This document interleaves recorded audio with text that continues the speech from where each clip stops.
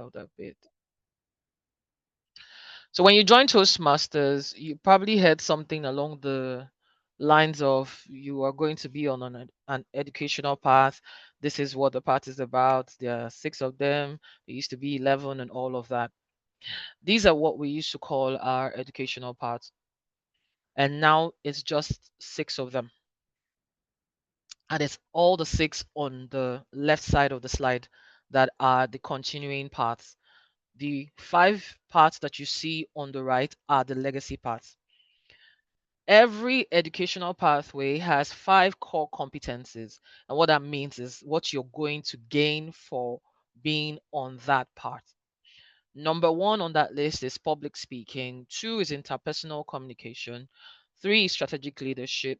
4, management. And 5, confidence. So when you look to this part of your, sorry, let me get a pointer. When you look to this part of the slide, you would see that dynamic leadership, for instance, has 1, 2, 3, and 5. What does it mean? It means that for anybody on this educational path, these 4 core competencies are what you'll be getting. Management is not included under this. That does not mean that you may not get opportunities to do that, but these are the core competencies under this. If you were on the engaging humor path, your core competencies to be built under this educational path is public speaking and confidence. You would see that presentation mastery and engaging humor have competencies 1 and 5, while there is like an interplay or an interchange between 1, 2, 3, and 5 between persuasive influence, visionary communication, motivational strategies, and dynamic leadership. I just wanted to share this. So, in case you have never seen what all 11 parts look like and what the core competencies were, as the case may be, this is what it is really about. With that said, I will then launch the Toastmasters portal. But here's something I want to say at this point. Please, you can just type www.toastmasters.org to give you that interface. Kindly confirm, anybody who is here, please help confirm that you can see my screen. The browser page. Yes. Great. So to get to this Yes. land, great, thank you. So just kindly just type www.toastmasters.org. That's the URL on top here. That's what you need to type to get here. This is typically like the landing page whenever you do this, especially if you were using your laptop. This is almost where you should be landing whenever you come here. Now, when you're here as a member, you were expected to log in, which is what you see up there at the top there. So you click on the login tab, and then you're expected to impute the data that was provided to you, or rather your login details when you registered as a member. So the email address with which you receive emails from so this one just logged me straight because I use it a lot. I'm going to log out. So you would use the email address with which you opened your Toastmasters account or you registered with, and then the password that you set to access the portal. Now you would have received an email. I'm sure anybody who didn't receive an email, you would have received an email that asks you to set up your Toastmasters account.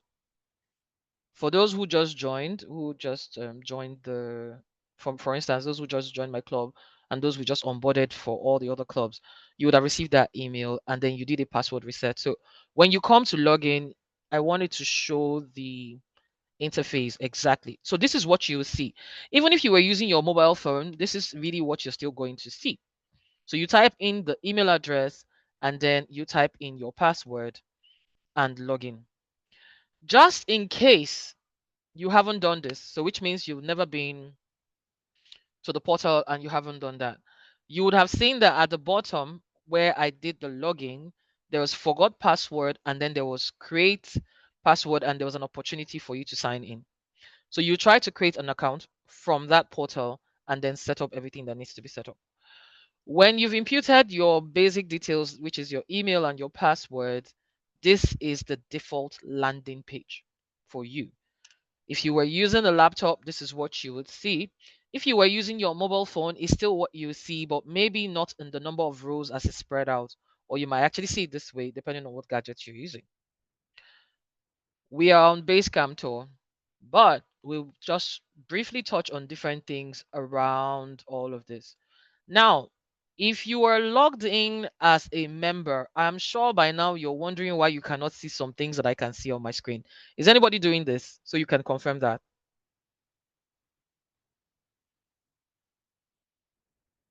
Anyone? I'm trying to log in. Okay. So I will try to save us some time because we need to move. But if you were a club member and you weren't an ESCO, you would not see this style for Club Central, for instance. Thanks, Liz. Exactly. I'm You not won't I'm, I'm not saying all that. exactly. You won't see this because you're not an ESCO. This style is meant for executives. Now, when you come to this lower part, you would also most likely not see leader letter because this is also for those in leadership. But you would see meeting tools, you will see distinguished performance reports, you will see Udly, and you see paid use. Just so that you're familiar with what happens in all of the spaces. We will come back here very shortly. But first, let's go to Basecamp. So if you can see the Basecamp tile, you just click on it.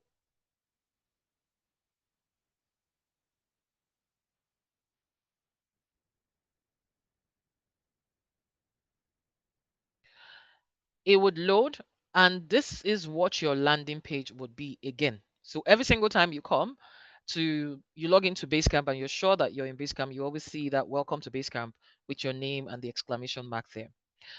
And then you have four tabs at the top here, which are pretty much like the four menus under this dashboard. Now, two things to note again, because I'm going to log out and log in with a member's account so that this is easier for those who aren't leaders. So it's not a bit conflicting.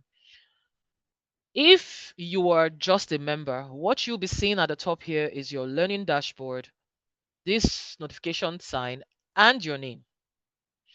If you are an ESCO, or you're in leadership, you're more likely to see the learning dashboard, the Basecamp manager, and then these other things.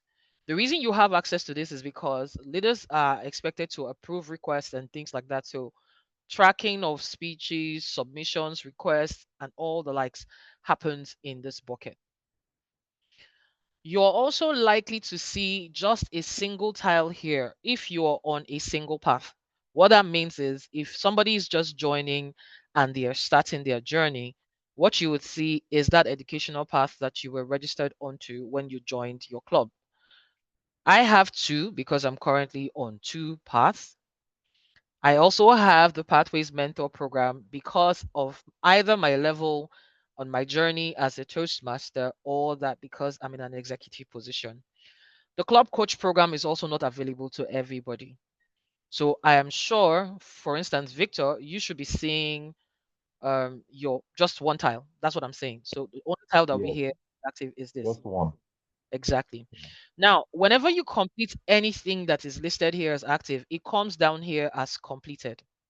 So in my own case, it's showing completed for my club coach program. There's some other persons who have done maybe two parts or three parts. You would see completed. All of them would now be at the bottom here. So this is something to note. I'm going to try and log out now and try to log in with the club members account, which is a fresh account. So members who are on the call, which I assume is almost everybody who is here, at least to a very large extent, can then follow what I do. So we're going to try to log in with Toastmaster polls account. Yes. Okay. Something to note, if you are using the same gadget to log in and log out, like log out an account and log in another account, sometimes you may find out that it would act like he actually logged you in and logged the other account out. But when you come to welcome to Basecamp, it might still be showing the previous account stuff. So just log out again and then sign in. It would then correct itself. So with Toastmaster Paul's account, like I mentioned, for an average member, this is what you see as learning dashboard, nothing else. So you don't see the Basecamp manager here. And then you've got just one tile for presentation mastery in his case. Now, remember, this is the learning dashboard. On the learning dashboard, you have parts and learning, you have achievements, you have feedback, and we have resources. We will start with parts and learning. which is essentially Basecamp Tool 1.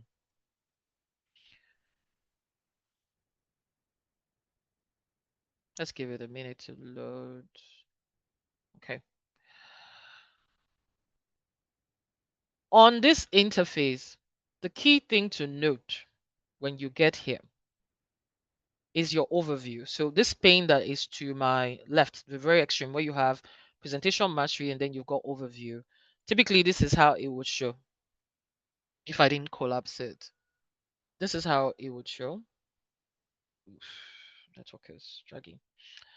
This is how it would show. So you have level 1, 2, 3 to 5, and then your path completion. So this is what everybody would typically do on their path, whether you are on motivational strategies, visionary communication, whatever it is. You've got this 5 levels and then the path completion. When you use these arrows, which are like drop downs, to access each of the levels, it would show you what is expected per level. So let's start with level 1. I would explain by saying that your level 1, which you now have mastering fundamentals, didn't used to be here. When you click on that, it would then bring to you everything that is supposed to be under level 1. So all the projects that you're supposed to do that will culminate in speeches given at your club would all be listed here. If you're familiar with how the interface used to look before October ended, you would realize that you didn't have anything that said, gave you information around mastering fundamentals. Your resources would typically not be listed here. So your timers log, the tutorials, the counter script, all will not be here. They weren't here before. What's required of you?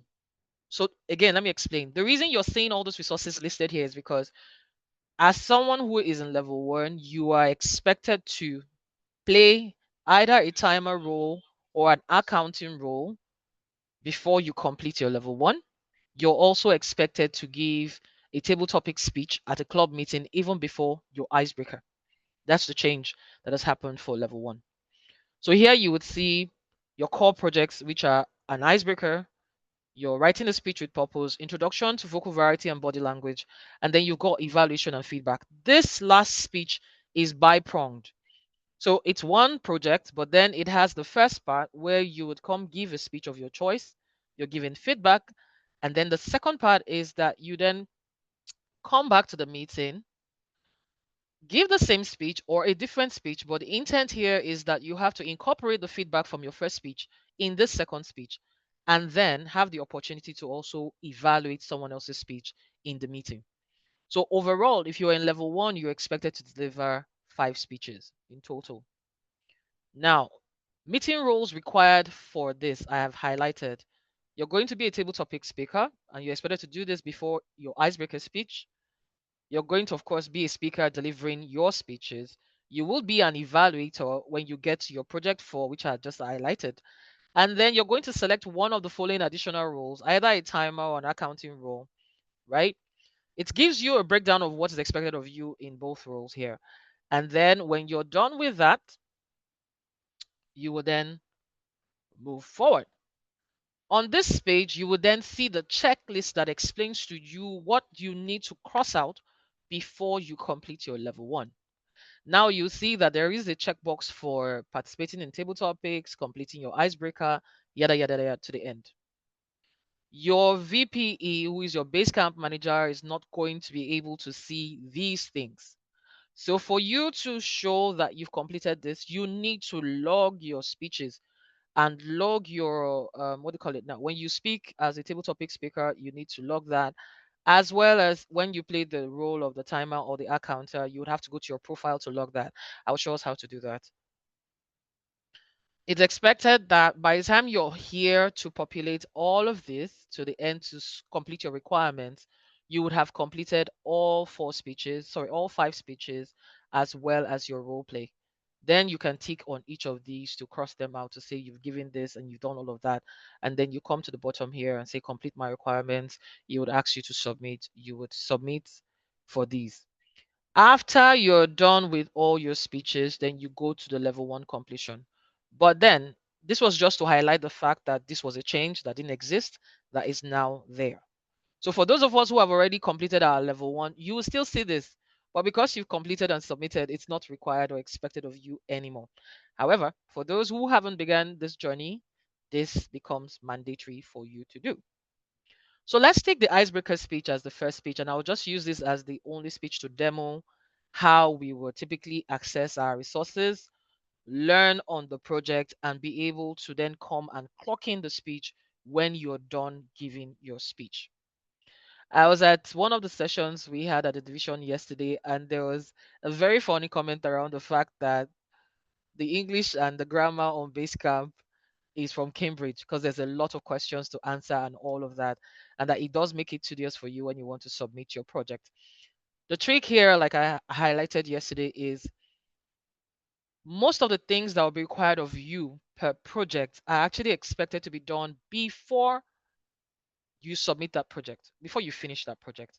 So if you do them before, and usually it's when you have time because you're prepping to give the speech, you're less likely to be caught up in that thing around, oh God, I don't have the muscle to go and start filling all those buckets before I submit my speech. So you would have already done that before you get to that part. And I would explain to you why. Now, on this landing page for the icebreaker, it explains to you what is expected of this speech. It generally just gives you a high level summary of the expectation.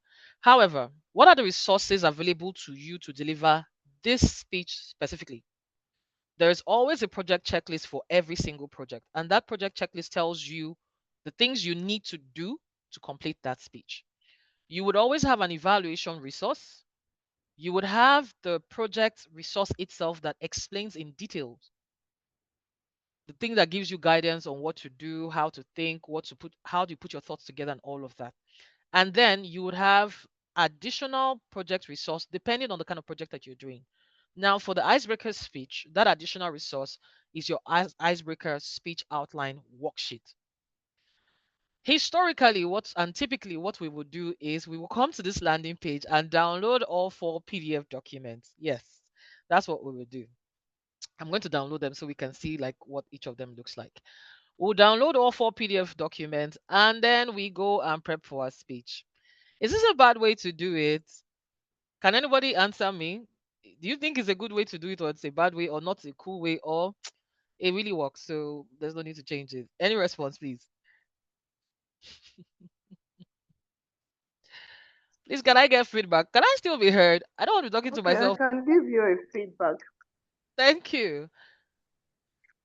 Okay, so I actually tried and I downloaded, but what I noticed was that I wasn't going through them and I ended up just forgetting about the base camp. Mm, So I had to reiterate my steps and I finally came back to follow it up. And I found out that if all those things are also appear as a virtual copy. So I ended up following it in the base camp itself. thank you so much for sharing Toastmaster Itoro. And it's very valid, right? It's okay to download the resources. And the reason they exist this way is also so you can access them offline. So you were in a place where you didn't have network, you could actually go through your project resource and look at what you need to look at without worrying about internet services. However, the quick, smart, efficient way to do this long term would be that you come to Basecamp and do this. Because what it does for you is that you would find that in some parts there are videos. You don't have videos in your downloaded PDF version, so you're not able to watch those videos. There are places where you're expected to fill out stuff.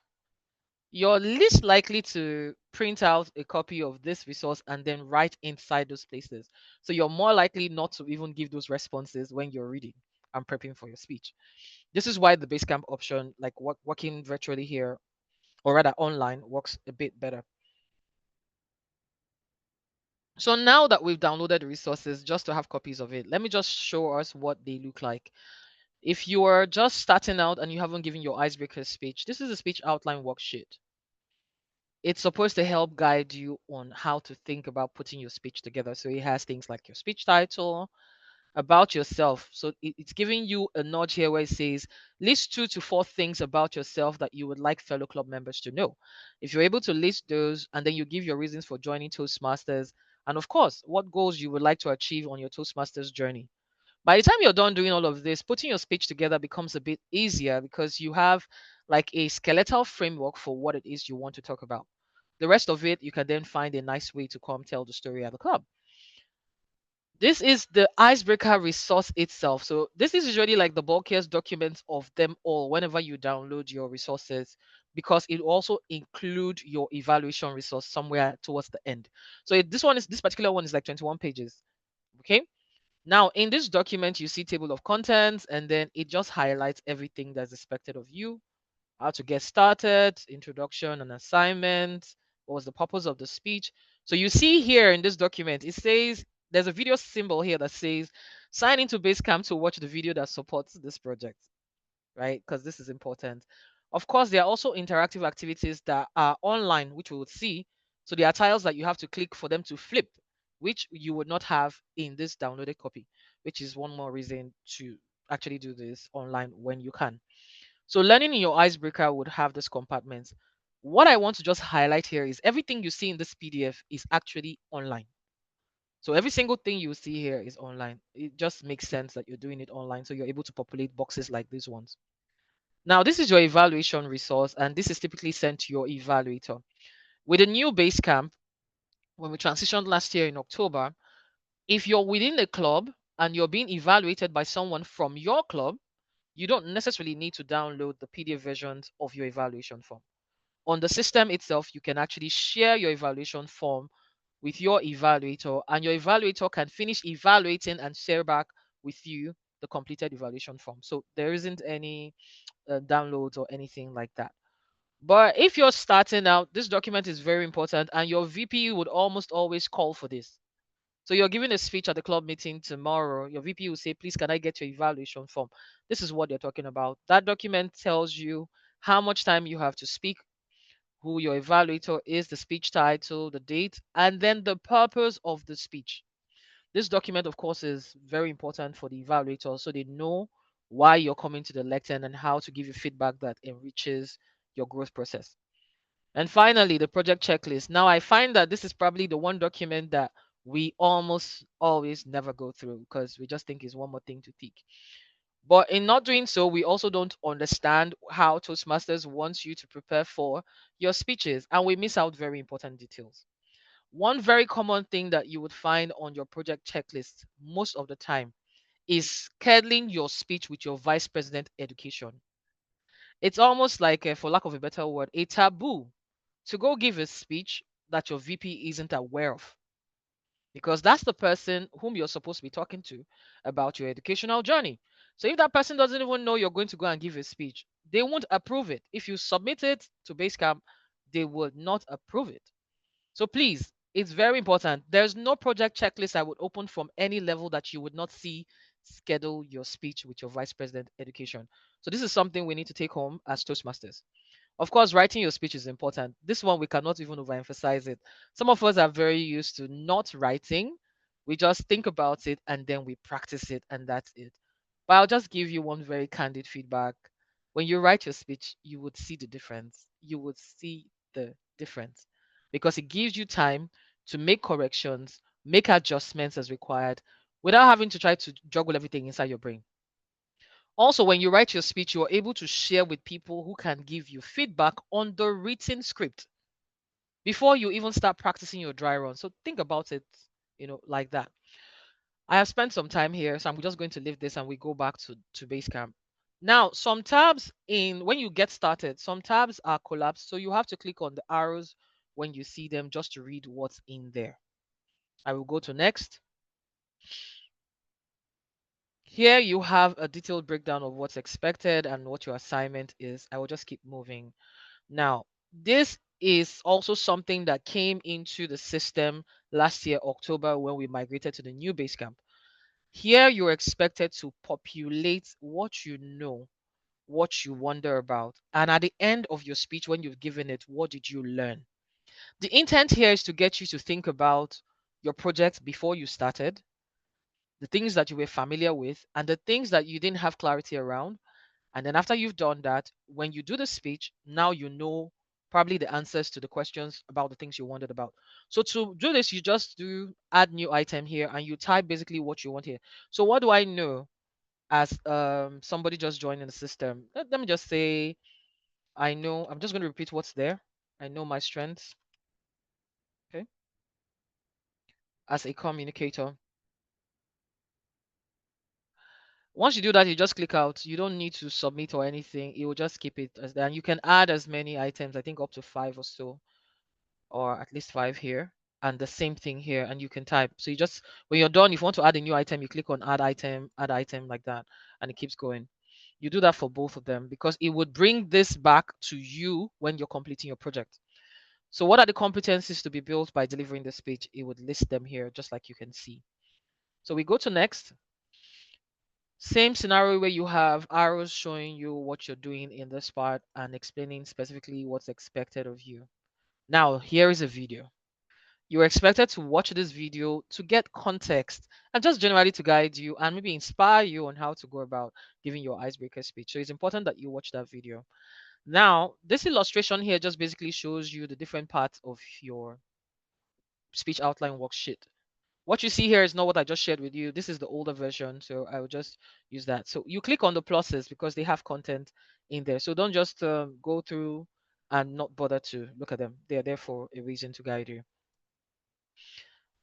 Now to prepare and present your icebreaker, again, you have drop down arrows coming on like that. So please ensure to open them one after the other, read what's there, read what's there. Sometimes you'll see tabs that look like this. They also have things behind them. So you click, it would expose what's behind and all of that. Now it says communicate with your evaluator. This is also another video. Relax and breathe, overcome anxiety. These are all contents that you're expected to consume as you're progressing. Same thing with the drop down arrows here again, and then we move on next. This part speaks to understanding your Toastmasters evaluation. Now, this is the part that speaks to interaction, where I said you would have to click to flip, click to flip, click to flip to read. If you were using your PDF document, this you would not see. So you would miss out on this kind of content if you were not doing this here. We then have more drop downs as I've explained earlier, and then we go on. So this is the part where everybody then says it takes some time to fill this because you have to answer specific questions. But the truth is, if you've read through the content before you got here and watched the videos before you got here, answering this would really be quick. So all you're expected to do here is just type your response and you click on save. So what are some strategies you can use to balance preparation and spontaneity when delivering your speech? Okay. Can anyone give me a response to type in here? Anybody?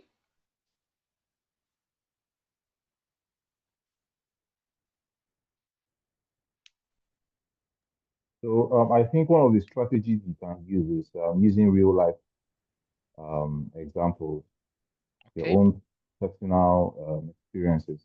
Using personal stories, okay? Personal stories. And let's type that real life examples. So when you're done doing this, you just click save. That goes, it tell you answer saved and this tick mark will be there. So you would populate all of these. It's just expected that you do this. It's just to test that you actually understood what you're supposed to do.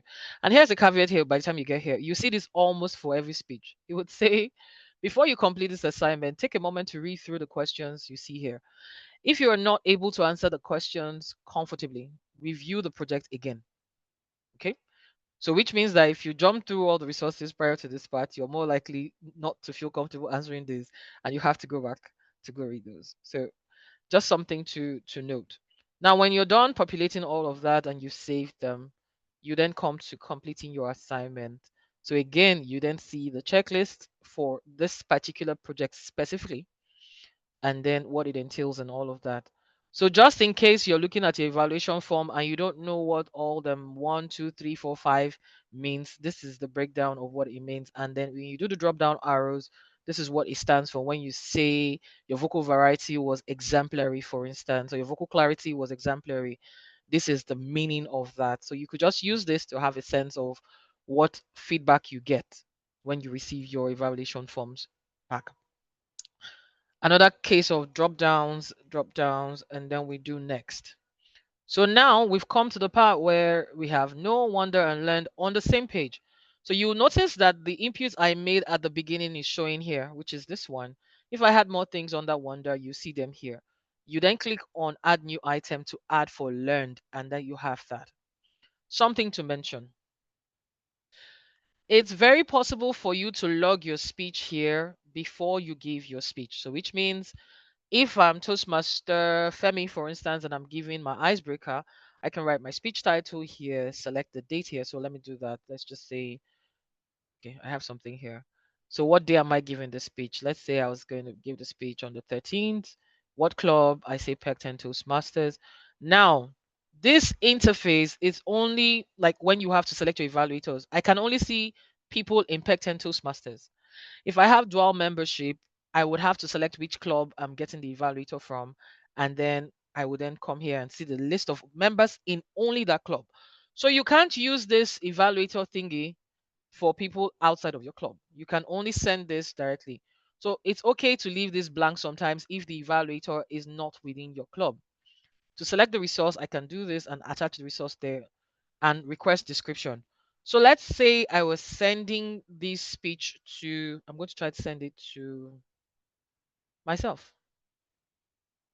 Okay.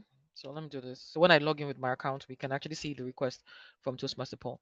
So let's say I'm sending this to myself as his evaluator, or Toastmaster Paul is now assigning me as his evaluator, and his speech is maybe on active listening.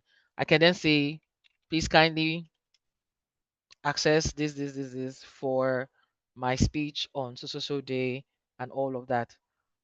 Kindly review, okay, for my speech to be delivered, okay, at the next meeting.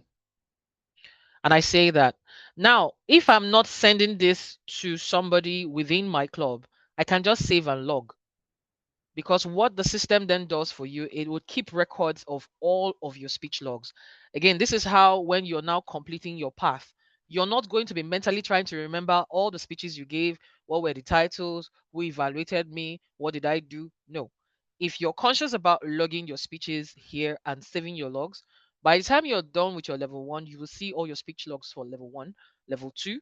So when you're completing your educational path, you kind of have record of everything from when you started to when you're finishing. So I could choose to save the log here, or I could save it an email. Now, save an email is in the case where the person is within my club, which is what we're trying to do now. And then I also want to keep a log of this. So I'm going to save an email to myself. You see the tab here that says success. It means it's gone through. When we return back to my account, when we're looking at the Basecamp manager dashboard, I would then show us where the request for Toastmaster Paul's speech, which he's intending to give, would then appear. So it makes more sense at that time. Once you're done with this, you do next. It brings us to pretty much like the last part of the speech. So this is it. And it says complete my project. And once I click on that, it will tell me to what do you call it now, to submit, and then I submit. Automatically when you submit now, it goes straight to your Basecamp managers for approval. In the previous system, it would have to go to, I can't even remember the name of the place. I think it will go to Basecamp, then it goes to Club Central. But now when you submit, it goes straight to your Basecamp managers. What this means is that every member of your club ESCO would actually see that you have submitted that project. The VPE takes priority in the approvals, but the VP cannot approve their own project. Very important to note. So the club has to assign who would be approving the VPE's project. And in cases where the VP is not the one approving the project, you have to touch base with the VPE before you make the approvals.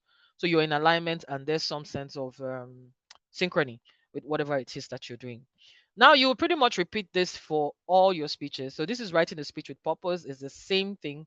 Once you're done with your 4 projects, we will come to level completion. This is where you come to when you are finally done with all your speeches and you want to submit so that your VP or whoever is approving this speech can access it at the Basecamp dashboard. All you need to do is a very simple step, is just select your club and you say submit. And that'll be it. And it goes. So that's how you complete a typical project in a level from start to finish. Do we have any questions?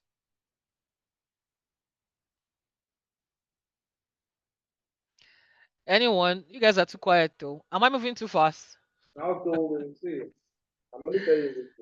All right, I see two hands up. Toastmaster Lazarus, you have the elected. Thank you very much, and good afternoon for the wonderful presentation. So Mm, my question is just simple. mm. Is there a requirement to upload the written speech on the Basecamp? No, you don't need to upload your written speech on Basecamp. What you need to do is come and clock in that you have finished that speech. So I will show you. It's unfortunate that I can't complete a project that hasn't been completed. But once you submit, for instance, if you do your level one completion, right, what you would see per speech when you complete it is these things, these secular things with tick marks go green. Just give me a second. Let me mute this person. Okay, it's Toastmaster to Rose background. All right. So once you complete a project within the level and you've gone and done everything to meet the requirements and you submitted, this will go green. It will be a green tick mark. So by the time you're done with your level one, you will see everything here go green. The expectations of you for your level one, for instance, will just be the requirements as stipulated here, which is for your icebreaker, sorry, for your level one rather, you're expected to have given a table topic speech before your icebreaker. You would give your icebreaker speech. You would have to play the role of a timer or an accounter, and of course you would have done evaluations as part of your project. Once you've met this criteria, you're not uploading anything here as part of like your prepared speech. The other thing you can do, however, is if you get your evaluation from your evaluator, there's where you can keep that document to store it. That's all that's expected of you, Toastmaster Lazarus. I hope I've answered your question. Yes, thank you very much. You're welcome. Toastmaster Toro, you have a question, please go ahead. Okay. Thank you so much, LM, for taking us through this. So my question is, when I gave my icebreaker speech, I Mm, didn't really know much about this base camp. So even to download my evaluation resource, I didn't, but I was evaluated. mm. And then now I don't know why I tried to complete and I sent completed icebreaker. And I noticed that it's only 4% complete since that time. So I really don't know what I did wrong. And again, I didn't submit back any evaluation form. Okay, you don't need to submit your evaluation form because we're not using it to do anything. You're only keeping it for record purposes. And here's why you keep it. You Okay. keep it because you want to, before your next speech. So let's say you finish your icebreaker. Your next speech is writing a speech with purpose, which is this one, right? You want to go back to your Mm. evaluation form and see the recommendations that were given to you during your icebreaker, and then see how you're able to infuse it in your writing your speech with purpose. Because that level of Okay. intentionality is actually what helps you with your growth. So let's say your evaluator had said, "Oh, I loved this about you and all of that," which are the good things. And then the person says, "Oh, I would just recommend that you do this one thing." It could have been, "Oh, you were moving too fast while you were speaking, so I recommend that you pace when delivering your next speech." If you had your evaluation form from your previous speech, you're able to reference it and say, "Okay, for this speech of writing a speech with purpose, I need to be more intentional about my pacing." And that's why you now see that when evaluation setup is done right, and you were linked up to a evaluator before the meeting, not in the meeting, before the meeting, most evaluators will ask you, beyond the purpose of this speech, is there something else you want me to look out for? You can then Mm. say, "Oh, yes, I got feedback on my pacing from my last speech. Can you just help me check how well I pace during the speech?" Now, remembering that pacing is not part of the actual speech purpose for your writing a speech with purpose. But because you have that feedback and you're intentional about closing that gap, you will then give your evaluator that feedback and then they can use that to then, in addition. So when they evaluate you, they will state it that in addition to the purpose of this speech, you have requested that they look out for your pacing in this speech. And that's why they are going to give feedback based on that. So what's expected of you is just to come here and pretty much just go through the speech, feel no, feel wonder, fill those boxes that we're asking you. So now that you've given, let me see if I can find that exact part. So these are important parts for you to fill here. You're supposed to populate this part, these two parts. Okay. You're Okay. also expected to populate. Come in. I'm trying to find the exact space. I'm sure you guys saw that. Okay, it's not here. Let's see. Reflect on your learning. I think it's before reflect on your learning, really. You're also expected to populate learned. There is one other one, the one where you had like 5 big boxes I had said you need to populate and then save your responses. Those are the things that you are expected to populate. When you're done, you just pretty much complete the project. As soon as you come to the last page, which is this one that says before you move on, this page that says complete. Once you just click on this button, automatically, if you refresh your browser, you should be seeing your icebreaker with a green circle with a tick mark rather than it being grayed out like you would see for Toastmaster Paul when you look at the overview. What it's showing is that, so if you're Okay. seeing the percentages, remember that you're giving 5 speeches in total, right? Okay. So Yeah. it's only what you've completed that it will give you the percentage for. So 100% would then be that you've completed everything in level 1. So if you're not seeing 100%, it means that you've met some requirements and you haven't met some requirements. So it might just be that for your icebreaker speech, you've only completed your icebreaker, therefore the rest of your speeches need to be completed, or you've only done specific things in the icebreaker speech and other things are pending. Does that help? Okay. Yeah, it Hmm. does. Thank you So very much. what you should be looking to then see is that by the time you're done with your level 1 and you complete and you submit, your percentage should be showing at 100 because you've met all the requirements. Okay.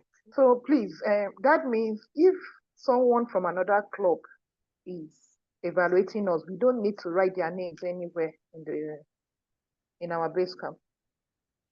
There's no place for you to even do that because when you do the drop Okay. down for club, it's only members of your club that will show. Yeah. Mm. Yeah. Okay. So you don't need to bother your head with that. That particular box is to be populated if it's within your club. Otherwise, leave it blank. It's not a mandatory space. Okay. So, but you can still save and log your speech. I Yeah. will then show you where you can upload documents, which you can upload your evaluation form. So because you already have the date you gave the speech, you have the title of your speech. If you're going through your evaluation forms, you definitely find who evaluated that speech because the title will be there and the date you gave it is there in your evaluation form. Okay. Does that help? Yes, it does. Thank you so much. All right, you're welcome. Do we have any other questions for this part before I move on to just show what the additions for level 2 are? And I will do this for the remaining 3 levels. So we just see what the additional requirements are.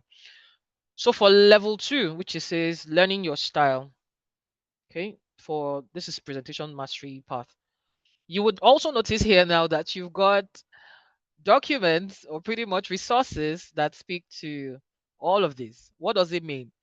It means that at level 2, you are expected to play most of what is here, the roles that are here. But let's see what it says in the breakdown. Required projects are Introduction to Toastmasters Mentoring and 2 distinct projects. Now, depending on the path that you are on, what it's saying here is that Introduction to Toastmasters Mentoring is probably what all of us will see across all 6 paths, right? So whether you're in dynamic leadership, visionary communication, engaging humor, persuasive influence, etc., you would see this project in your level 2. However, we might have variations for the other 2 distinct projects based on our path.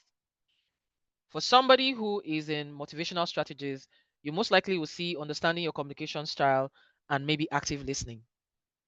Some other person on a different path might be saying understanding your communication style and understanding your leadership styles. So those variabilities would occur depending on your educational path. However, this pitch, the one for mentoring, is going to be the same across board. Now, what are the required roles for you in level 2? It says to complete level 2, you must fulfill the following meeting roles. Use the description below to further your focus in this level. So it means you must apply the grammarian role, you will be a table topics master, you would evaluate the speech, you would be a speaker, of course, because you're delivering your speeches. And then for the role plays, excluding grammarian and table topics master, you can select between being a TMOD, a timer, or an accounter. What this means is that for level 2, you have to have played at least 3 roles, with grammarian and table topics master being mandatory, and the other 3 selecting one as an elective to do. Okay, so that's pretty much how this works. I'm not going to go through the entire project again like we did for the icebreaker speech. Let's then see what we have for level 3.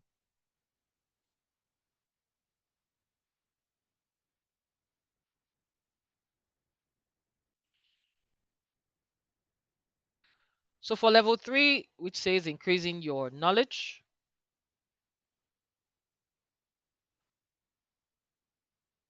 these are the requirements. So I'm just going to scroll down. Now, at level 3, you have required projects and presentation. You have one required project, which is usually the project that is core to your path. Then you have to choose 2 electives. I'm going to show us how to do that. You're going to choose 2 electives to make that 3. So which means in level 3, for someone in presentation mastery, for instance, you're expected to deliver a minimum of 3 speeches before you can move to your level 4. And then you are expected to complete 1 speech from the successful club series. In this path, they have listed this 4. So the recommendation is that of this 4, you select one that appeals to you, and you're given a 10 to 15 minute slot at a club meeting to make this presentation. This is not part of your required project, nor is it any of your 2 electives. It's a separate project. What does this mean? It means that you're going to be a speaker 3 times, and then you're going to be a facilitator 1 time. Or you can choose to say a speaker 4 times. More work to allow us become better and grow. What are the required roles for your level 3?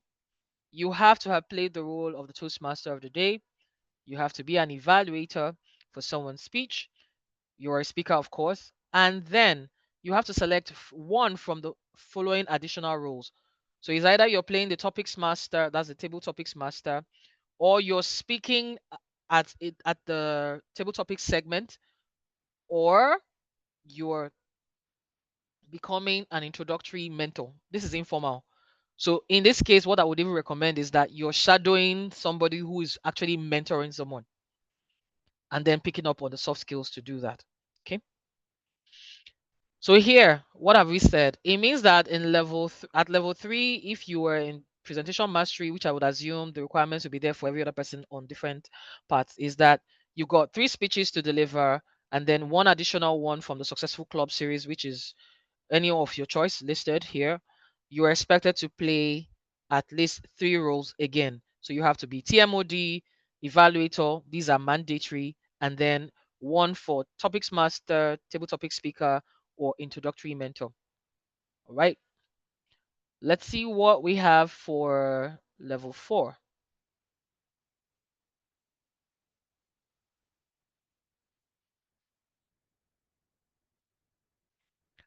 Level 4 says is building your skills. So what you see recurring from this point forward would be role plays and then having to make presentations from the series. So here for level 4, for presentation mastery, you have 1 required project, you have 1 elective project. What this means is that to qualify, you have to give 2 speeches from your educational path. But it gets interesting. You're now expected at level 4 to give 1 speech from the club successful club series and 1 speech from the better speaker series. What this means in its entirety is that to complete this particular level, you would have given 4 speeches. Again, the successful club series speech and the one from the better speaker series are not your core speeches as tied to that. They are like additions to them. So your club would have to make space for you in the meeting to come deliver this. Now, under the successful club series, you have these 4 speeches from which you're expected to pick one and then deliver. And then from the better speaker series, you have this list, this long list to pick from and deliver. What are the roles in addition to this are you supposed to play? You're supposed to be TMOD. You're supposed to be a general evaluator. This is the first time this is showing up here. And then you're also expected to evaluate a speech. Of course, you're a speaker. And then you must take an additional role. Yep. So it says repeat one of the roles above except for speaker or choose a role from below. What does this mean? It means that I could choose to be a topics master, a table topics speaker, or I take on a specialized role in a meeting. So maybe you're like a Zoom master, or maybe you're the person who would be. We have listening evaluators in our meetings. Some clubs have quiz masters and all of that. So you might have those kind of things down there. Or you might just choose to play the TMOD role twice, or the GE role twice, or an evaluator role twice, whichever one works for you. That's what happens in this bucket. And then finally to level 5. Let's see what we got there. So you'd realize that the level of complexity increases as you go from level 1 to level 5, whether it's for your speeches or for the additional expectations that we're getting. And I would show us the breakdown for the different levels after this. So now you see that you have resources for the roles you're playing in level 5. What are the requirements? You are expected to give one required project and then one elective. Something to mention here. Most times, the first projects for most level 5s are actually bi-pronged. So which means that you're coming to give a speech, maybe a 2 to 3 minute speech, telling us about what you want to do. And then at a different club meeting, you have like maybe a 5 to 7 minute speech or a much longer speech telling us how that thing that you went to do went. So there is a possibility that rather than having 2 speeches in your level 5, you're most likely doing 3 speeches, where one core project is bi-pronged, so you're delivering speeches twice. Something to note. Here you also see that you're delivering a speech from the Successful Club series, but instead of the Better Speaker series like you did in your level 4, you're now doing the Leadership Excellence series in your level 5. So in this case, you've got these 3 to pick from, and then these other sets from the Leadership Excellence series to pick one of your choice. What is interesting in level 5 is that you're playing the GE role twice. You're playing the TMOD role twice. And then you get to be an evaluator. Of course, you're a speaker. And then you can either repeat any of these 3 roles at the top, or come here and play any of these. Whichever the case and whichever appeals to you, that's what's expected of you. So if you've been around long enough, you know that there's more work. The good news is that most of us already do these things, probably don't log it. Now you're just expected to log it. So it shows that you've had time to wear the different hats that the Toastmaster is supposed to wear as regards role play, as regards lecturing, teaching, making presentations, and all that. You just have more show time on the lectern to make you that formidable communicator or leader that you want to be. These are the new changes in Basecamp, and this is really why we came to Basecamp today. So you are aware. So in case your VP says, "Oh, you come and you say I've submitted my project to Toastmaster Linus, if you're in Pecten, please kindly approve." And Toastmaster Linus says, "Please, can I see evidence that you have played?" Or he goes to go and check his roster for role players and does not see that at level 5 you completed 2 TMOD roles, you haven't played the G role twice, and you haven't evaluated once and taken any other role. He might say you haven't met all the requirements. Please, can we get you to do these things? So we have our work cut out for us. And it's just something that we need to know. So you're prepping. My recommendation, and this is me just thinking, if you're the person who has given a lot of speeches and you're thinking of taking a break from giving speeches, it becomes the best time for you to go to clubs to play role plays. So you're taking these things off while you're taking your break from the lectern as per giving speeches. If you're the person who is audacious, courageous, and you can do everything, it then means you're showing up at meetings, playing a role, giving a speech, and of course, giving your educational series at the same meeting. Some of us can do those kind of things, right? So, however you choose to wing this, just be aware that there are requirements that must be met before you can fulfill your educational goals. Toastmaster Sheriff, I see your hand up. You have the lectern. Yeah, good afternoon, TM and thank you so much for walking us through this process. Hmm. I have a question, and I think you might have touched on it, but I just need to clarify. Hmm. For the roles that we need to play, right, do we need to go to other clubs to play these roles, or um we have to play the roles in our club for us to log them in here? Oh no, you can play them anywhere. What you Okay. just need to ensure is that there is an agenda that shows that you played that role. And more likely, they might even ask for things like, if you can let. So here's the good place to start. Tell your VP when you are assigned to play a role at a different club that oh, I'm going to Commercial Hub to play the role of an accountant next week, Saturday. And as evidence, you can keep the agenda for that meeting so your VPEs are aware. I think that's a good place to start, and that's probably how to do it. The second bit is that after you're done playing that role, I would show us very shortly where we go to log on the system that we played that role. So you can add your role play logs there and it will show overall for us to be able to access it to see that. But you need to have evidence that you've actually played that role. I don't know if I've answered your question. Okay, great. Yeah, you have. Thank you. All right. Because if you think about it realistically, how many meetings do you have in a month? Maybe 2 meetings in a month for most clubs. So if you have like 50 people in your club or 30 something people in your club, how many opportunities would you have to be able to play these roles in the club? So this is just to also encourage you to visit other clubs, go to other areas, go to other divisions, in fact, go to other countries and play roles, but just inform your VPE that this is what you're about and have evidence to show that you've actually played the role. So I wanted to, any other question before I go to what I wanted to explain? Yes. Toastmaster Lazarus, please go ahead. Okay, my question is this. So yesterday when I logged into Basecamp to Hmm. complete something, I noticed these changes regarding mastering fundamentals. Hmm. And one of the things I saw was that a new member ought to participate in table topics before giving icebreaker. Hmm. And for me, I have given my icebreaker before I participated in table topics. It's okay. I You just just need to wanted to still give. confirm it. It doesn't affect it. No. Still just participate in the table topics because you have to tick off that requirement. Okay. But you're giving. So, for instance, I've completed my level 1 and I've submitted. So, if even if I go there to go and tick anything, it will not change. Like, it will not send anything to my Basecamp manager. It won't do that. I don't know if you get what I mean.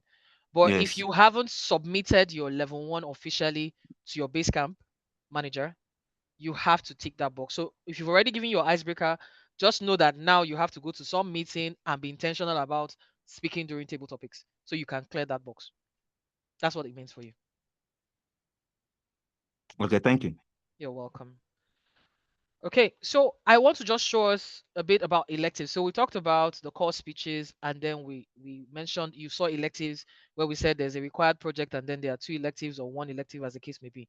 So I want to open level 3 and let you see the number of electives that are here for someone in presentation mastery and how you can select and add them so they show on the overall overview. So when you click on that electives tab in the overview, this is what it shows you. If you're in presentation mastery, you have, let's see, you've got 5 here. We've got 12 electives here. And it says minimum of 2 required. So every time you open your electives, please just read that line on top there to know what is required for you to complete your level, as the case may be. This person could choose to just come here and say they want to deliver social speeches. Okay, I could select that. And then I could say I want to inspire an audience. The beauty about Toastmasters is you could choose to do all of these electives. You just need a minimum of 2 to move to the next level. So you might find that you would be drawn to more than 2 topics or 2 projects because you think that there are gaps that you need to fill or growth paths that you want to chase. You are free to come do them. Again, even if you're not giving them as speeches, you have access to the resources. So you can just add them, review them, because you can add and remove your electives as you so please and you so choose. So I've selected 2. In fact, I want to even add more than 2 so that you can see that you can actually have more than that. And then when I say submit, I will click on submit. It would automatically list these electives under my level 3 or under Toastmaster Paul's level 3. So when we go back to um, overview and we want to see what speeches I now have to deliver that I have selected I want to deliver for my level 3. We're expected to then see under level 3 the 5 speeches I have chosen under my electives, and these are all of them. So that's where they are. Okay. I can always come back to remove them. Like if I want to remove them, I will go back to electives, uncheck the boxes, and refresh. And it will just leave what I want to be up here. Same thing applies for your level 4, and the same thing applies for your level 5. Toastmaster Sheriff, your hand is up. Yes, thank you. My question is, do we begin to have electives from level 3 or from level Yes. 1? No, level 3. Okay. So typically your level 1, the speeches are fixed, they are 5. Level 2, your speeches are fixed, they are 3. With Toastmasters mentoring being mandatory pretty much across all the parts. And then these other ones will change depending on where you are at. But your electives start from project 3. So you go, you see there, you see electives tab there, you see electives tab here, and you would also see the electives tab there for level 5. So you would have variations. Most times the electives are the same across the different parts, but then you would decide what works for you and deliver the speeches accordingly. When you're done with all of this, you then have the part completion where you are expected to give one speech. So if you're in level 5 right now, there's just so much. So this is how you think about it. You're going to give maybe a byprone speech as your one required speech, which is 2 speeches already. You're going to give one elective, which is 3 speeches. Then you're expected to give a speech from the Successful Club series, which is 4, one from the Leadership Excellence series, which is 5. Then you would give a speech reflecting on your path, and that's the speech that allows you to say your journey so far before you complete that educational path, which is 6. So you're going to be speaking at clubs or your club 6 times, depending on where it is, but you'll be at the lectern 6 times to give speeches or make presentations. That's something you want to take note of. At least 5 times, if not 6, as the case may be. Then you're expected to play TMOD twice, GE twice, an evaluator role once, and then you could choose to repeat any of these ones or take on another role, which means you're doing role play 6 times. That's something also very important to note. So in the past, you probably would have just done 3 speeches, your reflection on your path, making it 4, and that would have been the end of the story. Now the game is different. So let's be aware and let's start planning and prepping. VPs, we have our work cut out for us because how we plan the roster and engage members would also help with how they come across to deliver these things in order for us to get the educational DCP goals that we are all chasing in clubs. So does anyone have any questions from the education side of things before I move on to how we can then log our speeches, log our role plays and some tools that are available to us to use on Basecamp? Any questions? If you're new here, so which means you haven't given any speech at the club, please, if you have any questions for clarity, we're here for you. Anybody? Or I should move on. Hello, can I ask you? Okay, sorry. Thank you Toastmaster so Mike, much, please go ahead. Toastmaster. Thank you very much for this wonderful initiative. Okay, I want to quickly ask. I just joined the meeting now because we just came off our own meeting. I Mm, want to ask, sorry to take you back, okay? no problem. The You mentioned that I'll have to deliver 6 speeches in level 5. 5 or 6. So if your required speech is 1 speech, then that makes it 5. If your required speech is 2, so it's by pronged. You know those kind of speeches around team building where you come and tell us your plan for 2 to 3 minutes, and then in that meeting you're expected to give a speech for maybe 5 to 7 minutes, giving the feedback on the outcomes of that. It means that that single project has 2 speeches in it. So depending on what it is, but the minimum you would speak at a lectern at level 5 now is 5 times. Your required speech, your Which are elective. Oh, yes. So I'm going to list it. Your required speech, that's the required project, which I have said can be bi-pronged or singular. Your elective.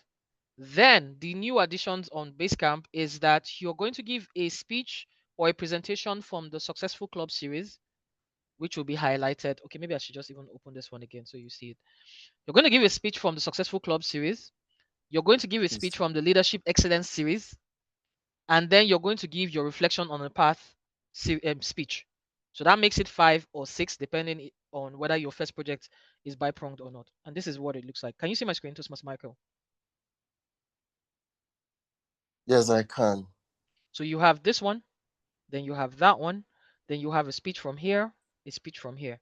Now the speech from here this is the breakdown. You can select any one you want. From the speeches from here, this is the list of the speeches. You select any one you want. And then you have to come and do your reflection of your path speech as well when you're doing your completion overall. These are the roles you're expected to play at level 5 as well. So GE, TMOD, and they're twice. You see them in bold there, twice there, twice there. And then an evaluator role. You're a speaker, of course, because you're delivering those ones. And then you're expected to take on any of these roles here or repeat any of the roles at the top. That's your 1, 2, 3, if you so choose to, before you can fully submit your level 5 right now. So if you haven't completed your level 5 and what's left for you to do Like you haven't submitted to Basecamp for approval. I'm sorry, you would have to fulfill this before you can submit your level 5. That's the expectation now. Toastmaster Michael, are you good? Yes, thank you so much. Yes, thanks. You're Quite clear welcome. now. I appreciate. Okay. No, so okay. So I would just want to So my apologies. um Same oh, applies to level 4 too, right? My apologies, please. yes. So all the requirements are clearly stated Applies to for each level of the 4 as levels. well. When you go to level 4, you see the requirements for level 4. So in level 4, you would have TMOD, GE, but it's once, and then your series, the speech from the series is one from Successful Club and one from Better Speaker Series, not Leadership Excellence, for presentation mastery at least. I don't know if it occurs across all the parts, but you will see the requirements. If you open Basecamp now, you log in, you will see all the expectations of you around here. It's a lot of work, I would say, but I think it would make us really spectacular and phenomenal speakers. Toastmaster Drew, I see your hand up. Please, you have to like 10.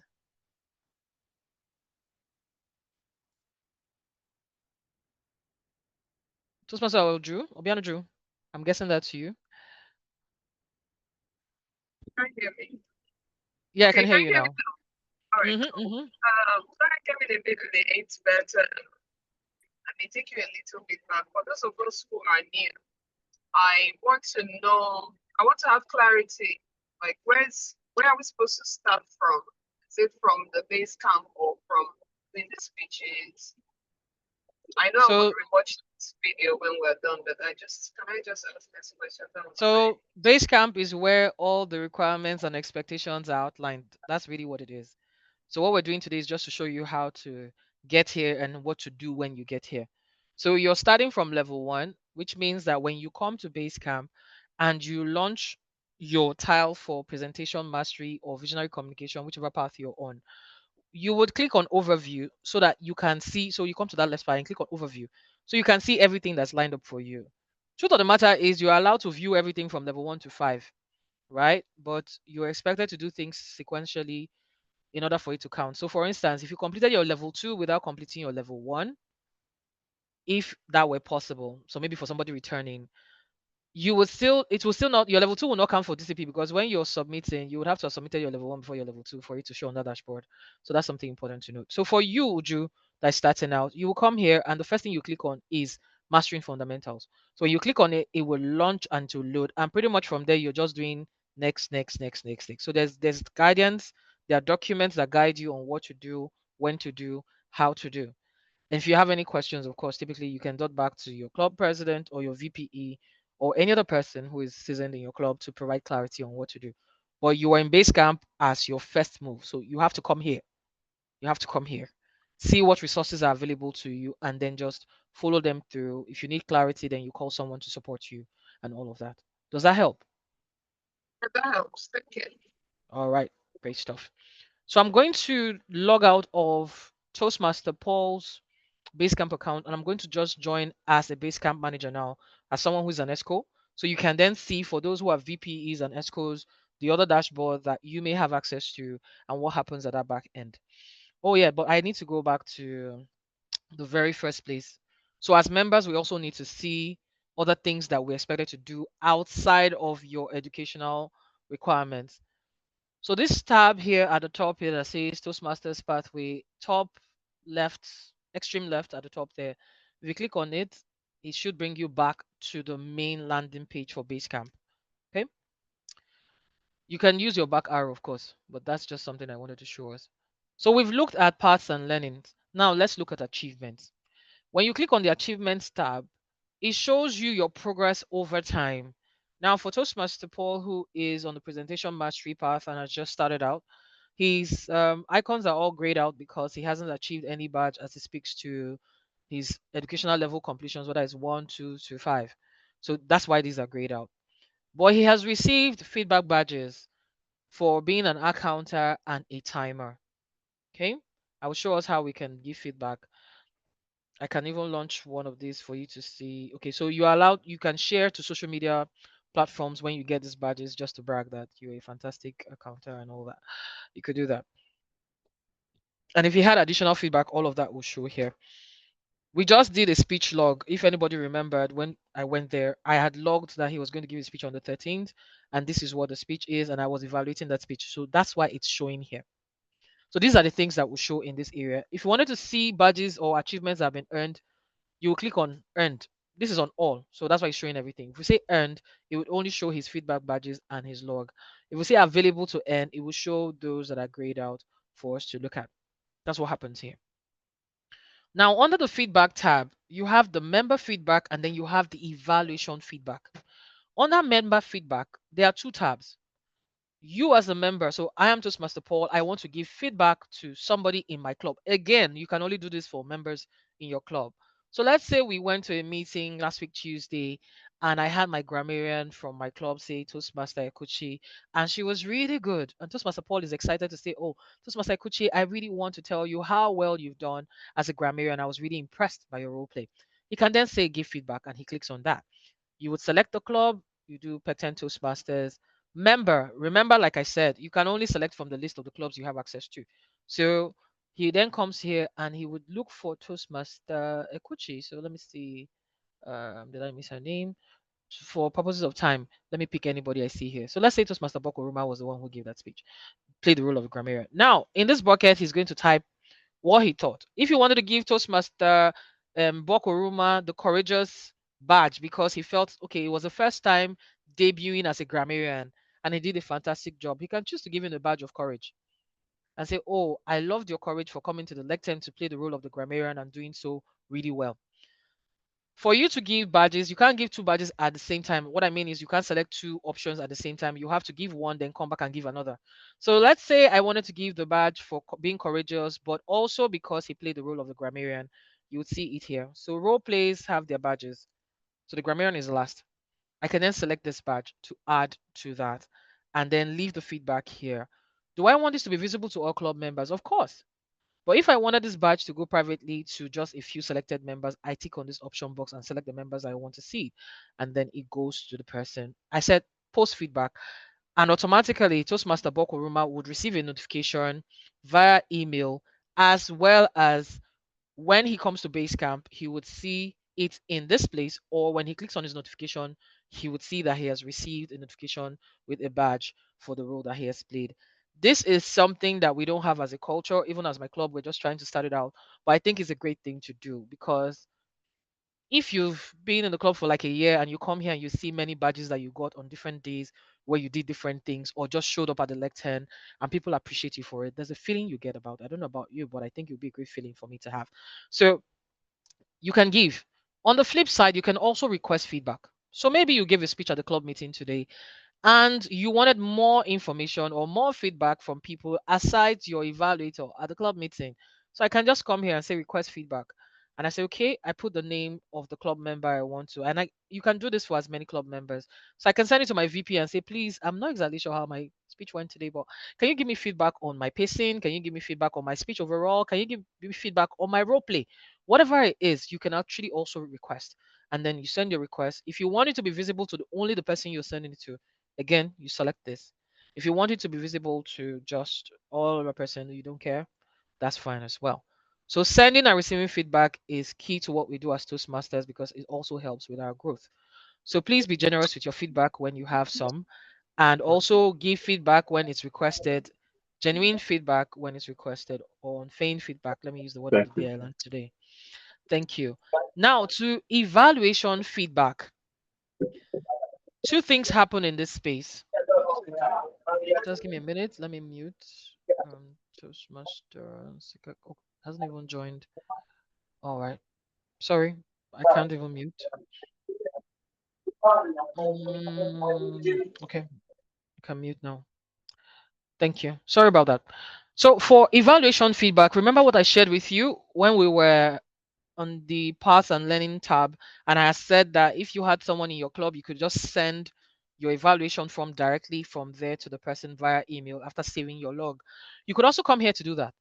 So evaluators can actually complete their evaluation forms from here by just clicking on this. If I clicked on that, it would show me all of this. And then if I click on continue, it would, okay, let me just populate this. So Pecten, who is the person speaking? Let's say Somina Hart. When is he speaking? Say that day. And I say continue. So you remember this interface when I shared this form. So it's exactly this form. This resource, right, is what we're seeing here. The exact same resource you're seeing here. And then you just populate it and then you share the evaluation with the club member. Again, you can only use this internally. You can't use this for external purposes.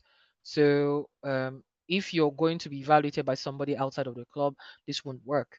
But I think like it's a really fantastic tool, so we don't have a lot of paper trail going on there. Now, if you're a speaker and you want to request on your own, you can use the share icon, which is this one. So it's either you're doing this as an evaluator, which is the icon with the pen, or you're using the one with the share icon with it, and you click on that. It will just pretty much the same process. Your speech title, your club, who is evaluating you, the date of the speech, like when you're delivering the speech, your request from your evaluator, and then you send. Whichever one you choose to do works really perfectly. And of course, if you want to now download the evaluation resource like we did when we were looking at the icebreaker speech, you could also do that from here. Resources tab is where you get all your speech resources.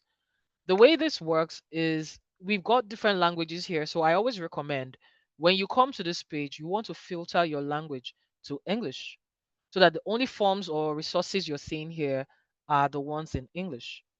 Now you have this category where you can select whether it's an evaluation resource you're looking for. This makes searching quicker. So if I only want to view evaluation resources, I will tick that box. And it even gets better because then my subcategory allows me to filter whether I want evaluation resources from level 1 only, from level 2, or from level 3 or 4 or 5. So it's quicker to search for them. Once you do that, it gives you all of this. Now your filter speaks to whether you want to view your favorites. So you have these emojis here where you can download the resource, you can share the resource again, or you can just click on it to say make it your favorite. So when I filter for favorites, this would come up naturally for me to access it. So something you can do for every level that you intend to give a speech, you can choose to make all the evaluation resources that you are going to send to your VP or to your evaluator eventually your favorite. So if you're looking for them to download, it becomes quicker and easier. Now to the part where I had mentioned that if your evaluator had sent you your evaluation resource after you have given your speech, this is where you can come and upload your files. So you can come and upload your evaluation forms. There. The maximum space is 1 GB. So after that, you start losing some files. So, but I mean, I'm just wondering what it is that you would upload here that will give you 1 GB, unless you're uploading videos and all of that. So, but this is a good place to upload a lot of resources. You can upload your evaluation forms. If you have like short video clips of your speeches, so maybe your 5 to 7 minute speeches, you can choose to upload it here. So you have like an archive for them within the Toastmasters Basecamp if that's something that appeals to you. I have said a lot. Does anyone have any question before I log out of Toastmaster Paul's account? And is anybody going to give feedback after now? Just go and give. Some of you just came out from some meetings. Go and give feedback to the people who played roles in those meetings. Anyone? Any questions?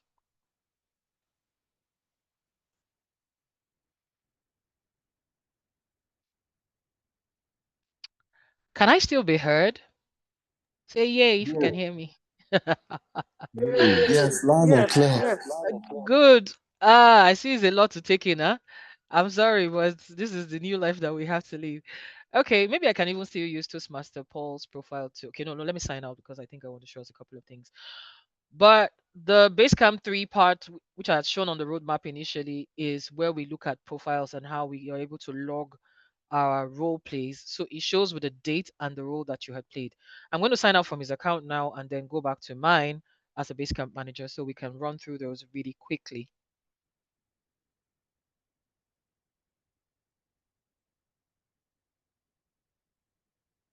Okay. Do that. Hopefully it doesn't leave me as Toastmaster Paul and I have to log in again. All right, great. So if you were here earlier on the call and if you're just joining, I had mentioned that when you come into Basecamp, this is a landing page. So you would always see welcome to Basecamp with your name and that exclamation mark there. If you're an ESCO, you would see learning dashboard and you see Basecamp manager. So What I had just shown the entire time is a learning dashboard because I was using the account of a member, Toastmaster. Now I'm using my account as a member who is also an ESCO or a leader in the club. I can see Basecamp Manager. This will not appear for you if you are a member, just a club member.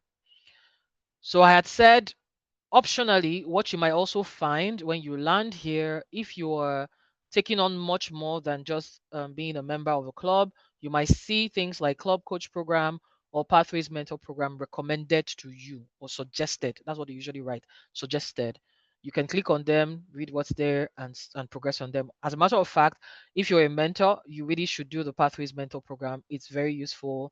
I can attest to that. I just started, but I think that it's really good resource. I have two tiles here for educational parts again because I am on two. Most people would typically just have one. And then when you complete anything that is active, it comes to the completed bucket, which is what you have at the bottom. So I wanted to speak to this very quickly before I will go to Basecamp Manager. Now, if you come to the extreme right, top right here, where you have your name, if you click on that arrow that's there, you'll see profile, requests, my clubs, Toastmasters home, and sign up. I want to click on profile. And here's what you see. It would show your name when you join the club and your email address. And then we have about. So introduction, interest, social media handles. All of these are expected to be populated under your profile in well, I'll go back there. When we go back to home, so the main landing page, the toastmasters.org page, there's a place where you're supposed to be able to then edit these. So the first three are to be edited there. We will go there. But here's why we're here. So you might be asking, so we have said that you need to meet specific meeting requirements for levels 1, 2, 3 to 5. This is how you come and update those. So if I wanted to add and edit a role here to say I played the role. So today I played the role of a timer. I think I've already logged it. But let's just say I wanted to do that. I will just come here, scroll through, look for timer, select the date I played that role, which is first, and then I say save.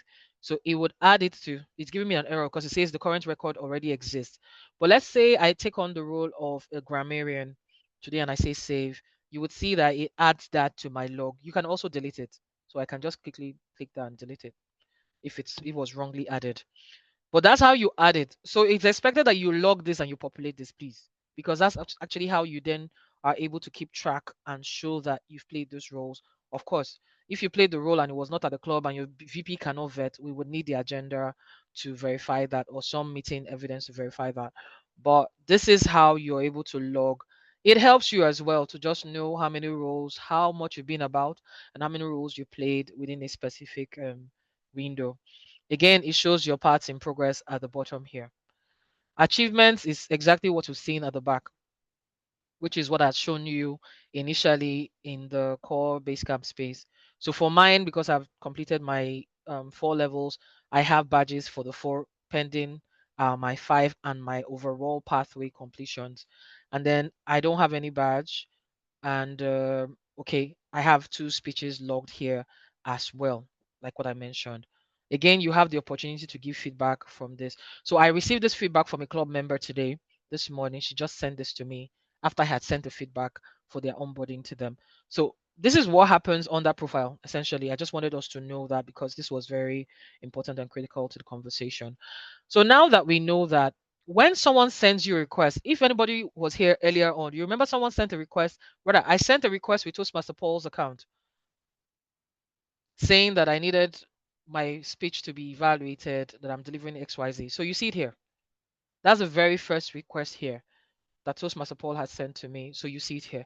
So whenever a request is sent to you from the system for evaluations, you will see it under the request tab when you do this drop down. My clubs just speaks to what club you belong to, which is Pecten, and it shows me all my club members on this tab, so I can see everybody here at a go. Okay. And then we have Toastmasters Home, which is where I'm going to now.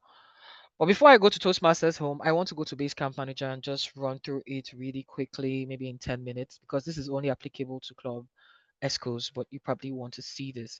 So this is the Basecamp Manager dashboard, and it just shows the back end of speeches that have come in that you've approved. So if there's a new speech, you would see that it won't show approve. It will tell you to either accept or deny. If you click on it, it then tells you what next to do, and you go ahead to approve. So those who do approvals should be familiar with this interface. Now, your member overview shows you who is where per time, what speeches, what levels, what parts they've completed, when they gave their last speech, and all that. So that's all that happens here.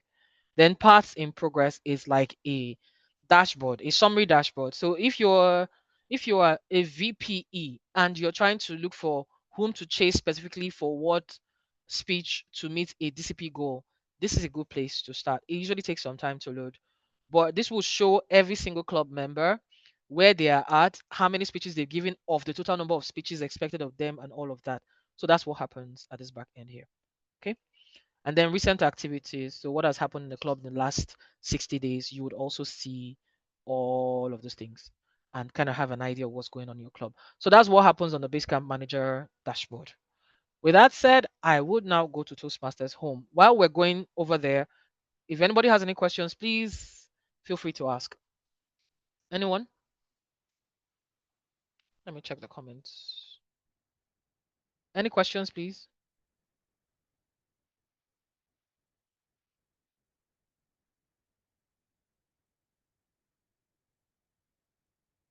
Again, let me test. Can you still hear me? Yes, we Yes, we can. can hear you. Oh, great. Loud and clear. Thank you. We're still alive. Good. I'm almost done. So we'll leave the talking and then we have some time to go just do some digging ourselves. But like I mentioned, when you log on to www.toastmasters.org, this is your landing page. This is what you see when you come in. And we've had a swell time going through Basecamp, which is this. I just want to show you some other things that will be useful to you as a club person. If you're an ESCO, Club Central is where you eat, live, and drink. I would open this very briefly just to show, maybe to speak a bit to the CSP for Club ESCOs. But for those who are in officer roles, this is where you come to see specifics around your role. So if they assigned you a club SA and you don't know what you're supposed to do, or a secretary or a VPE, you're not clear about what your role entails. This is where you come to. So you come to Leadership Central and click on this. You will see videos here, and you will see PDF documents that just give you high-level summaries of what your role entails. So give you some clarity. Okay. Now, meeting tools, I'm going to open this because I find it interesting, but for some reason, I just think we don't even know it exists, so we don't use it in meetings. Leader letter is a different thing. For those of us who like to track where your club, if you want to know where your club is, what your club is about, and how you're doing on your distinguished club program dashboard, you will click on this. If you launch this, it will open one very detailed dashboard that shows regions and all of that. For those who don't know what region you're in, it's region 11. And then you're under district 130. So you can just click on this and keep distilling until you get to your club. Of course, there's a shorter way to do this, but I'm just saying you may not have access to that because you don't have access to Club Central. So you come and look for Division D. And for me, this is Pecten. I'm sure most of us here are in Division D. So you might actually see your club name here and you just click on the club. If you click on the club, it then takes you to your specific club dashboard and you can see what you are at and what you're doing for your dashboard and all of that. So just wanted to show that for those who might be interested in doing this. Um, we have an AI tool that helps you with evaluations for speeches and all that. It used to be free, now it's paid. So they give you like a 20% discount, a member discount as a Toastmaster. I haven't used it because I'm not sure I have money to pay for that yet. But the tool does exist. So if you're interested, please feel free to use it. And it's called Udly, which is this one. So if you click on it, you'll see directions on how to progress with it. During due season, if you want to pay your dues, you just click here. It will take you to the interface where you actually can pay. So if dues payment is self-enabled for your club, you can actually pay by yourself. So this would work for you and you could use it. Now to meeting tools. We have a counter, timer, grammarian, and this is where the meeting log is. So if you play the role of the counter, you click on that. For a meeting, again, I think you can only do this, you can only use this tool for your club members. So in a meeting, let's say we had a meeting today and I wanted to log the number of times Toastmaster Linus used pause fillers. I would come here and look for Toastmaster Linus's name. I'd say Linus aside, she did. And I say he used R once, he used so, I add again twice. He used like 3 times. If I want to add more pause fillers, I can do that. So I can edit filler sounds. I can also add a new filler sound. So let's say he used I can add that to the list and just do add there. And if I want to edit this, so maybe the ones he used are not here. I can delete the ones he didn't use, of course. So you click on delete, delete, you take it out, and then you save. So that saves Toastmaster Linus's record for use of post fillers from the meeting for today. You can do this for other club members at the end of your club meeting. You also have the script for the R counter here as a shortcut in case you didn't get it in your educational path when I showed you guys earlier under the levels. Same thing for grammarian. You also have that here. You can select that. The usage of the word of the day, you can if they use the word of the day, you take it here, and then you can leave comments here. Maybe they use impressive grammar or phrases or stuff, you list it here. If they had improper use of grammar, you can also note it here because this is feedback that they probably need to get. Then timer, there is actually a clock here. So if I was timing a table topic from someone in my club, I could just come here, select say Toastmaster Chigozie, and I say speech type that he's given. We said table topics, right? We select that one. And when Toastmaster Chigozie starts, I will just pretty much click on start. And it records. And it changes. The background will change from green to amber to red. And when you're done, you say stop and then it will log. So if I stopped at amber, this will be yellow. I will then say save. At the end of everything, there is a meeting log here that if I click on, would then show me the number of things I have logged. So what is the log I have put in? This is a very recent one that I did yesterday. You can then download the log and see when the R counter rules were logged, the grammarian stuff and timer and all that. So this is at our disposal for those who would like to use it within the club to keep track of this. Now, you might be wondering why go out of the paper log that you have to do all of this.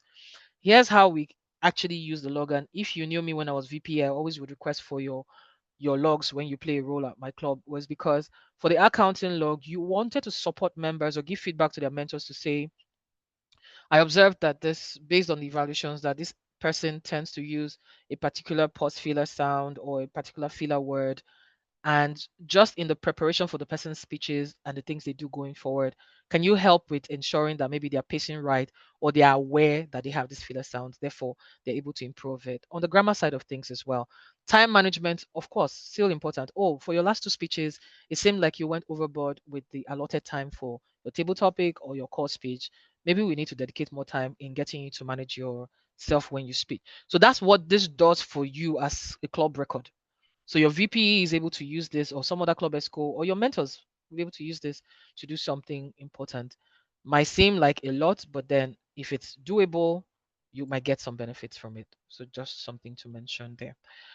All right, I think I have spoken to the core things I'm supposed to speak to. Then, yes, to those who initially, when you were feeling like the first time you launched Basecamp and they asked you to sign some privacy and consent, and we told you click yes, yes, yes, yes, and you were like, why am I saying yes to all of these things? Well, you can come here and edit this because I gave that assurance to some people in my club to say, if you don't want to receive magazine notifications or any of those kind of things, you can actually just come and toggle those things off. So you would go to, if you come to the landing page, which is where my name is, you would see home, profile, and logout. We're currently on the home page, which is what you see here.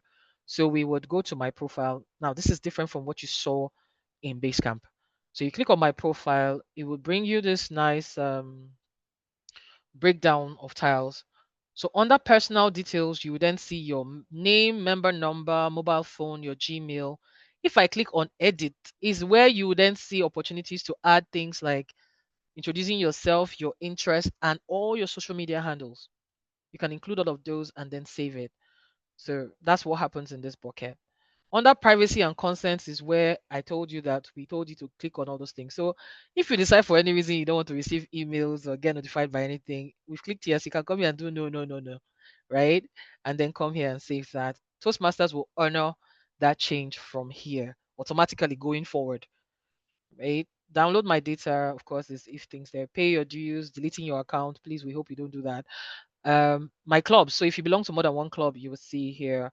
If you click on that, you see your club members, your address that you filled in or was filled in as in care of for you on behalf of yourself, your membership history. If you want to know whether you've been a Toastmaster through and through, you've paid your dues consistently, or you went on hibernation like me, if you click on this, you will see your records for your payments since you joined Toastmasters. Order histories if you bought things from the Toastmasters portal, where we have shop here, and then all of that. So I have finished the core reason we're here. The extras would be that if you wanted to access magazines, and I think that this is really a great place to come to, there's so many things. So you see where you can download the actual magazines on a monthly basis, but then featured articles in the magazines that make a lot of sense. So you can come here, explore. When you load more, you see more things that may speak to things that interest you and all of that. And these are the editor speaks. They are also top tips. Drop your crutches. So for those who use pause fillers, this is going to be a really great article to read, right? So those kind of things, just stuff to read and see what's going on in the Toastmasters community and all of that. So really great. If you want to know the events that are planned in Toastmasters globally, you can then click on events and you see like a breakdown of what's in view, webinars and all of that. So I think I am done. And if you have any questions, I will take them. And if not, we can buy back 15 minutes or less. Thank you so much. It's been a delight being able to be your tour guide for today's meeting. I'm waiting for the questions or comments generally. I mean, that's welcome. So everybody, please feel free to unmute at this point and just speak if you wanted to. All right, Toastmaster Itoro, your hand is up. Okay. Thank you very much for this long talk. My question is that I keep hearing you say if you belong to more than one club. So I really want to understand, how can you belong to more than one club? You actually pay to be a member of 2 clubs. So as a Really? Pectenite, I have paid 145 USD as a new member. Look, let me use as old members because usually that's the case. So I'm a registered Pectenite, for instance, right? And then I want to join your club for whatever interest. So I may be joining because I like how your meetings are going. I'm joining because I am doing something in your club and I want to help your club grow your membership. I could become a member. What it means is that I am a member in 2 places. So I will have to pay my Toastmasters dues of 120 USD for Garden City and 120 USD for Pecten. And there are people who belong to more than 2 clubs actually. So that's why Okay. we say yes. So you pay separately and you most times they run 2 separate educational paths. Okay. Mm, Thank you for that explanation. yeah. Any other person? Toastmaster Samuel, thanks for the feedback. It was a delight. Any other questions? All right, I'll take comments then if there are no questions. What's like your overall what's your thoughts around the changes that are coming through and how do you think you're going to be able to navigate this? Let's have those comments come in because if we see like there's a potential challenge. Oh, I see Olushola's Toastmaster Olushola's hand up. Yeah, please go ahead. Thanks for doing this presentation. I think it's been pretty insightful. 2 things. My first question is, you had indicated a particular place, and I think I may have missed that, where you can indicate roles you have played. If you wouldn't mind, I'd love you to please take us through that once again. And while you're doing that, just my comment in terms of the changes.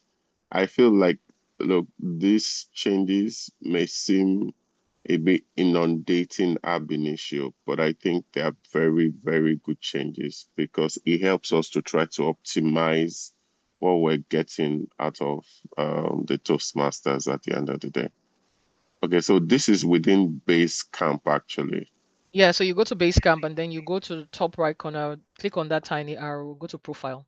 That's where it Oh, says okay, it. so there's a profile within Basecamp. All right, Yes, got there's a it. profile within Basecamp and then there's a profile in the Toastmasters.org page, which is the other one I showed you. Okay, Yeah.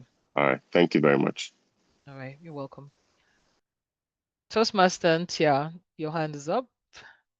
You have the left hand. Just to say, this is like a brilliant masterclass of thought, and I mean, and I'm on the road, I'm traveling, so I'm just actually telling myself, my God, uh, riveting stuff, riveting stuff.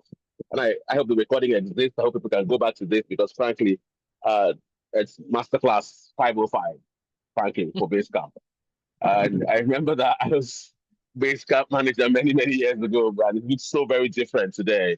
When Basecamp first came, when the pathways emerged. But very well done, Olem, and I will give you absolute kudos for the way you conducted this, the sequencing, the transitioning, and the specific messaging, and how you've highlighted the pretty tricky parts of navigating these pathways. Well done, and long may your active day in Toastmasters be, because I think we definitely need you. Over to you. Back to you, Olam.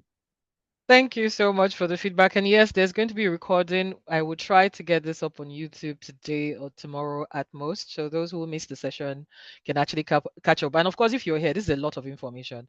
So you can always just come back here to check in case you're navigating and you get stuck.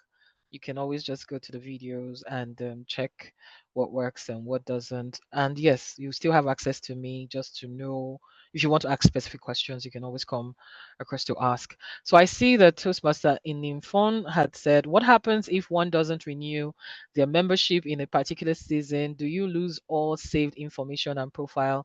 To the best of my knowledge, no. What happens is that your account gets suspended, so which means you can't access Basecamp at all. You can't access Basecamp at all. Once you're so let's use the last window. Once it was September 30th, everybody who hadn't paid their dues to count from October 1st lost their access to Basecamp. But if you renewed now, or maybe sometime between now and June 30th ish, you should be able to access your previous history. So, for instance, I'll give you myself as an example. I joined in 2019. I think I joined April 1st and I paid for April 1st rather to September 30th. Then I went on break for like a year and a half and came back. I think it was the same April 1st in 2022 and continued. I had given my icebreaker speech before I left, and I think my second speech before I left. So when I came back, I continued from where I stopped. So, but as is, the only thing you would really lose is your access to Basecamp. So you cannot touch anything that you've uploaded and you can have access to the resources. Just as an inform, I hope I've answered your question.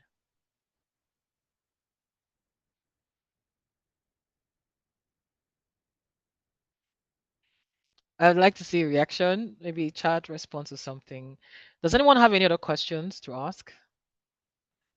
Oh, great. All right. In that case, we would call this to a close. Thank you so much for joining. Thank you for asking the questions. Let the conversations continue. Please, people need to know more about this, and the reason is very obvious to all of us. The more people can navigate these things themselves, the less work ESCOs and VPs would have to do, the more comfortable they will feel even coming to you to say, I want to give my next speech. And the more people have clarity, the more they are driven to do what they're expected to do. So let's keep the communications going. The recording will be made available in the Division D group. And if you have any specific requests or ask, you can actually just come directly to me. Thank you once again. It's been my delight serving as your tour guide, and I hope you have a fabulous rest of the weekend. Obrigada. Thank you.